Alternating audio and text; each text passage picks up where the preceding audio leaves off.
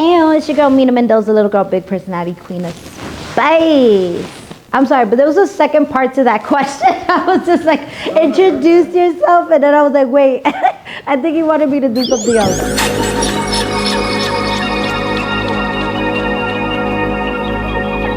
Mina Mendoza, queen of spice, definitely podcaster, amazing woman, super person, mother, amazing friend, creative, great human being. I don't know, I think of like all these adjectives and I feel like sometimes it's not enough, because what if like one day you feel like something different? Why do you gotta be labeled as something permanent? So I just go with feeling, but always like definitely creative, innovator, someone that doesn't follow the rules, however I respect them, and spicy. What's the dream? I feel like I wanna be everybody's like connection, like to certain things, like the world. I want to be everybody's homegirl. Like, you know, when you call that person, like someone's like, oh, I need something, I know who to call. But like, I feel like Mina Mendoza is like a person that's like for the culture, like whether it's music, businesses, or whatever it might be. I'm someone that's like, hey, let's give you a platform, let's talk, let's be spicy. But I want to be everybody's like connection to what they need, you know. And like, I thrive in building communities off of like podcasting, you know. So to me, it's like the dream, I feel like, I don't know, to reach Alpha Pro Max of this, like just to be that amazing connection from like person to person, whatever it might be. Like, I thrive off of that. We don't even know why we're here on this earth, but at least I could do cool shit like that and make money. Shit, we gotta pay bills. True. Just saying. So I feel like people always told me I have a really like nice projecting voice. Like I took a class in college and I think it was something communications, but it was basically the class that like opened my world to like theater and TV and film, the educational part of it, like how it all came about. And I saw a lot of like actors and how like they did improv, and in the years how it has like progressed. And like I feel like when I saw that, like it opened my eyes to like more than what I was seeing in film. So I always like wanted to be something like that, where I had a voice, not an actor, but being able to entertain with my personality. So I don't know, I was like, how can I make my voice echo? So another thing that was a connection is radio. I learned a lot about radio in that class. Radio was like the entertainment of human beings before like TV was out there. Like you had to get radio to get your news, your weather, everything. So, but you also had to have a voice that people could like listen to and feel good listening to. And I always got complimented for my voice, and I'm like, okay. And looking at icons like Angie Martinez and public speakers, even like Martin Luther King, it's that voice that gravitates you. When I started getting compliments of that voice, and back in 2020 when I thought we were gonna all die, I was featured as a guest on a show, the Blaze and Smith show, on A Squad Purple Radio in Newark, that is still there to this day. I was like a guest. I didn't know I was gonna be a guest, and it was the first time I heard my voice on radio. I didn't know that was gonna happen. So it kind of just happened like organically. And when I did it, the person of the radio station was just like, hey, you're pretty cool. Do you do this like regularly? I was like, no, not at all. Not at all. He was like, I'm gonna give you a show. And I figured I had to do something, right? For that to happen, that was like my kick into it. But I would definitely say it's not like it wasn't like a dream of mine, you know? Because I always had like icons like that in my life. Do you feel your art is a reflection of who you are or who you're becoming? Both, because I feel like Mina Mendoza has always been there, but I do feel like who you are now is not who you are 5 minutes ago. Like, you're allowed to change and you're allowed to adapt and evolve, just how an environment changes. So like, to stay true to yourself, yes, but you're gonna go through that's gonna change you, and you learn lessons. If you don't learn lessons, you don't really grow, right? How can you grow and still be the same? That doesn't make sense to me. So I feel like it's always gonna be a blend of both. Because I'm always looking for new things and new people to speak to and new communities to tap into, to bring together, you know? And I feel like, but I never wanna leave who I am. Like Mina Mendoza, staying true, staying loyal, remembering my past connections and connecting them with new.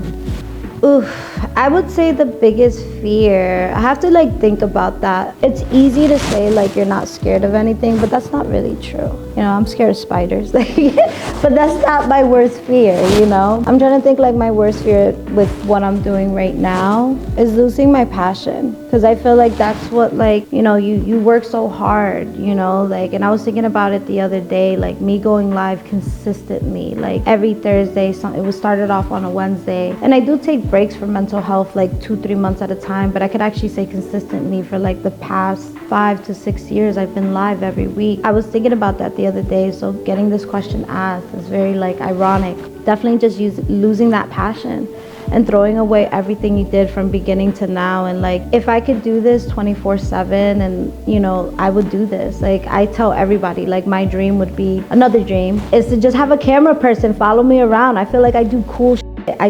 You know who's like one of my biggest inspirations is Anthony Bourdain. I love the way he looks at life. He's so cool. And like, to me, like, when it goes back to like, people were able to see a glimpse of his lifestyle because he had a freaking camera following him around. I love that. I thrive for that, because I'm not there to do it to show you content. I'm there to put you on. Like, I'm not a gatekeeper. Like, that's when like you don't become cool, when you become too exclusive. I forgot the question. I'm sorry. But it was the fear, and it's basically like losing that passion. Like, I want to do this shit to the day I die. Like, you know, I want my funeral to be like a party of like all my guests together, and they talk about their favorite moment of the Mina Mendoza show. That'd be sick. Do I believe success is something that I chase or something that I create for myself? I feel like you want to be successful, you know? But like, if the goal is not learning and just having the goal of being successful, then you don't learn, because sometimes you have to fail to learn and make mistakes to learn. And I feel like chasing that's what I'm saying. Like, I feel like you want to create that for yourself, because you understand yourself the most, you know? So I feel like if the goal is just to be successful, it's like, how are we going to get there? Like, create a plan, make a to-do list, create gentle plans for yourself where you're consistent, having fun, and also giving yourself a break when you can, you know? So I feel like definitely creating that success for you, because I do feel like anybody could be successful if they really wanted to. It's just putting the time for it and creating a plan that makes sense for you. I feel like a lot of people gravitate to these like successful plans of people, and they're like, I gotta do what he did, and it's like, or she did, or they did. But it's like, no, that's their own tailored approach to life, and that's why every lifestyle is different, and that's why you are different. You got to figure out your own plan to get successful. And I feel like once you start understanding that plan and continuing to work on that plan, I don't see working on yourself being a bad thing. How do you want people to feel after experiencing your work? I want to chill with her again. like that. Like, I want to bring that feeling. Like, ooh, I want to come back on the show. How can we continue this banter? Can we continue this cadence? It's like, you know, like spicy food, it's like foreign. I'm not saying I'm foreign, but maybe I am. I don't know. But what I'm trying to say is like, spicy food is like a delicacy, you know, like you try it and at first you're not gonna like it. However, you continue to kind of like put yourself through that not that I'm tortured either. Like, hold on, this is coming out all wrong. What I'm trying to say is that you learn to appreciate it. And I feel like that's how my personality is. Like, I know I could come off a little strong, but I'm very kind inside. And I feel like once people get to know me, I know they fall in love with me. That's kind of like how I want people to feel. I want people to feel safe around me. I want people to feel like they want to be around me. And also, like, I want people to know that, like, with me, that they can count on me, because like loyalty runs deep with like Mina Mendoza. Like, I want to make sure that like anyone that I run in connections with, it's just like, even if things doesn't always go good as a business aspect or anything like that, I'm never going to go that route, you know? It's just like, it's always chill vibes. What sacrifices have I made for my art? I wouldn't say so much sacrificing, I would say more adjusting, because I don't feel like I had to take away anything. Like, for example, like with my voice, because I know I have to use my voice every week, I have to adjust to like, you know, like people think it's okay to like drink all the time. No, you can't. That f**ks up your voice. It will mess it up. So like being wise, like when to drink, not drinking too much coffee, having cough drops around, making sure you're staying hydrated. So adjusting to that lifestyle. And I would say like, I never really think of like sacrificing sleep, because that just sounds like really aggressive.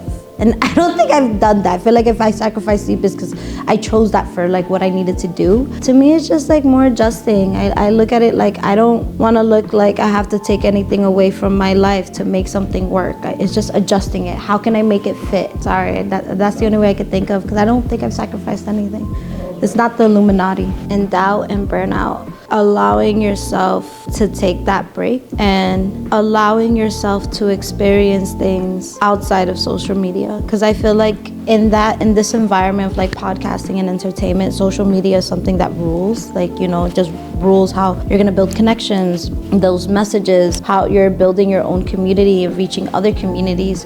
So I feel like knowing when to take that break, because sometimes like seeing too much of that, like too much stimulation, almost hinders like what you could do on your own. It's almost like there's so many avenues, and those avenues could be like, oh, well, maybe you should do this and maybe you should do that. And that's what I feel like takes you away from like your true self. So like just disconnecting from the phone for like a day. Like people, my followers have seen it. Like I won't post for 2-3 days, but however, I'll take that break and something great will happen. Or like I throw out a theater show or like something else. Like I have to stay not necessarily too dormant, but like in a sense dormant when it comes to a little bit of content, because it's like I'm not a robot. I'm human, and I have to like take a break to understand and learn new things. And during that break, I'm just living life. Like I'm going on vacations, and I'm not forgetting who Mina Mendoza is. Like this is who I am. This is never gonna turn off. However, how I share that with the world, I want to create unique moments that make sense, not forced moments. So for burnouts, just take your break. Take your breaks, but also know when to come back. Because there's taking a break, again, like not losing the passion. Take the break that you need. You might need like 3 weeks off of just disconnection, or like 2 weeks or whatever, on and off. Maybe you might need to take a week every 3 months. Figure out what works for you, but take that time off. Go travel the world. We don't know how long we're gonna live here. Go travel the world, jump on the airplane, go fall in love,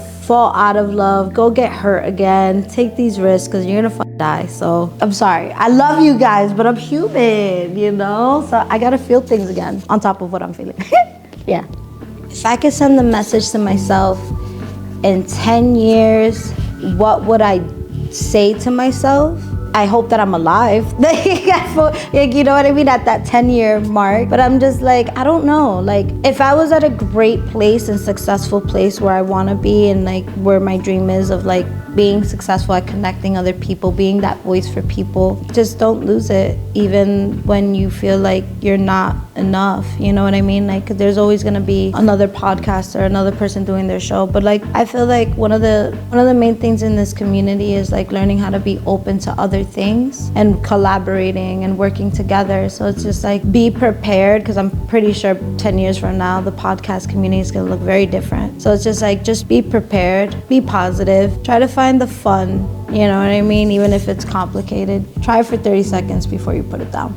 How is Bravery Studios helping you achieve your dream? You know, just allowing me to be creative. I feel like doing my show here is like, it gives me, you know, the space and the autonomy to like do my show how I want. So I feel like, you know, my dream is having that exposure to the world, like whether it's through meeting people or like, you know, just being on camera. Like, I feel like it allows me to like be Mina Mendoza on your phone and on your computer, or like, you know. But I feel like with Bravery Studios, it's like, it makes it achievable, you know, and it doesn't make you scared to almost achieve those dreams. Not that I was ever scared at all, but I feel like anyone that I meet and I'm like, hey, if you want to try some cool shit, like, just come through, you know, talk to Marv, say what you want to do, he'll figure it out, how to make it work, and that's it. So I feel like with Bravery Studios is definitely the autonomy to like be who you want to be, you know. So I feel like if I'm somewhere that is hindering my personality, I don't think my show would be as great, you know. Obviously Mina Mendoza is gonna be great. Having my podcast here, having my guests come through, seeing myself evolve throughout the years, I feel like it's been an amazing place where I could continually feel creative, you know, and meet other creatives. I just hope like other people feel like that too. Let's keep being creative. Let's have fun. So one of my recent accomplishments, shout out to the Williams Center, I had my first theater show where like I had a band, a live band. We did a play for the first time. I've never wrote a skit before. So like challenging myself to like try something new. I was freaking out when I agreed to it. I was excited. I was so excited. very excited. And it's almost like too excited where it's like, I felt like the kid that accepted the job offer with no experience. But low-key, I know who I am, but I'm like, yo, I never done a play. I never wrote skits before. I've never acted like that before. Going back to the original question, like, I'm not an actor. I could project myself and entertain, but that's being who I am. However, I'm not a comedian either. So I'm just an entertainer. And like, when I had to do that, I was like, oh shoot, I gotta tell them when to turn on the light. I gotta tell them when to announce. I gotta have time segments. I gotta put a little break. I was in charge of bringing in the vendors, selling the tickets. I was like, wow, and it was a great night. It was so dope. We did a skit, live band. We did a trivia show where people won prizes. I never did that before. The goal was to make it like a talk show. Like you were at the, I don't know, Jon Stewart show, Jimmy Kimmel show. That's one of the accomplishments for sure. I feel like that was the coolest. That was in April. Shout out to Williams Center for allowing me to have that opportunity and, you know, making more creative ideas to happen. I feel like that's the one of many. I definitely want to start getting more into film, but like filming things in my perspective. I always feel like I want to film, like I want to continue doing podcasting. I'm still going to be the person in the streets asking questions and all of that. I love that. However, I do want to get into like filming stuff, like actually doing like my own little short film and like seeing how that could like work, because I feel like I have really cool ideas. And if I could entertain people with the way I speak, I wonder if I could entertain people with the way I see things. I want to challenge myself on that. Hopefully I don't fail like Michael Jordan when he tried to play baseball. You know, it was like not good. But I think I'll be good. I think I'll be great. I gotta try it though, but who knows? That's upcoming. What do you think? I think it's cool. I wish I didn't have the Dunkin' Donuts cup. I'm just like, oh, terrible.